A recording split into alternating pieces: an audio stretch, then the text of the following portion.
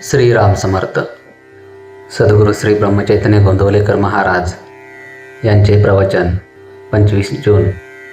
सदाचरण परमार्थाचा पाया आहे. राम सहज हाती लागेल म्हणून जी काही साधने समर्थांनी सांगितली आहेत त्यामध्ये चांगल्या ग्रंथांचे वाचन हेही एक आहे. परंतु कोणत्याही ग्रंथाचे अगर पोथीचे वाचन करताना केवळ काहीतरी वाचायचे म्हणून वाचन करू नये. अर्थ कळल्याशिवाय पोथी खरी वाचल्यासारखे नाही होणार. तसेच जितका त्याचा अर्थ कळला तितके तरी कृतीत आणण्याचा प्रयत्न करावा. आपण जे करीत नाही ते प्रथम करायला सुरुवात करावी. भारभर वाचले आणि कृती केली नाही तर काय उपयोग.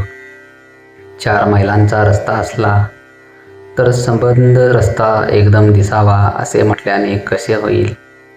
1 मैल रस्ता चालावा म्हणजे पुढचे दिसेल.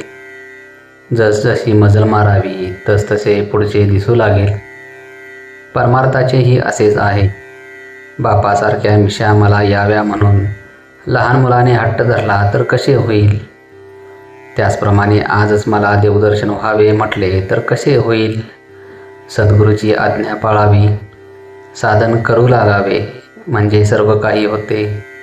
जेवायला बसले म्हणजे पोट भरायचे राहते का. खरोखर परमार्थाची वाट अगदी सरळ आहे.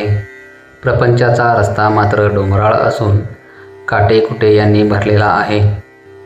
आपला प्रपंच हा परमार्थाच्या सोयीसाठी असायला पाहिजे, पण याच्या उलट आपला परमार्थच मुळी आपल्या प्रपंचाच्या सोयीसाठी आपण केला आहे. कुंपणाने शेत खावे तसे आपले झाले आहे. शेताला कुंपणाची जरुरी आहे, नाहीतर ढोरे आत येऊन शेत फस्त करतील. पण कुंपणच जर बेसुमार वाढले तर त्यामुळे शेताचे नुकसान होते हे जाणले पाहिजे.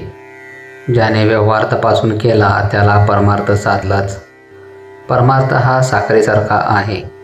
आपण साखरेचे कारले जरी केले तरी ते खायला गोडच लागते. तसे प्रपंचात सुद्धा परमार्थ केला तरीही तो गोडच असतो.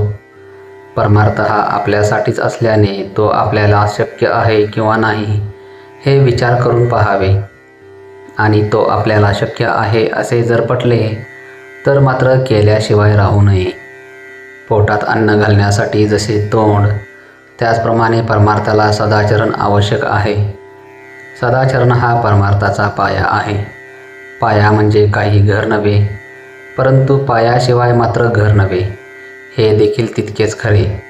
आपण स्वतःच्या मुलाला जसे प्रेमाने घेतो तसा परमार्थ करावा आणि आपण दुसऱ्याच्या मुलाला जसे घेतो तसा प्रपंच करावा. भगवंताच्या स्मरणात प्रपंच सुखाचा करणे हाच खरा परमार्थ. आणि ज्याची वृत्ती सुधारून भगवंताकडे लागली त्यालाच खरा परमार्थ कळला. जय जय रघुवीर समर्थ.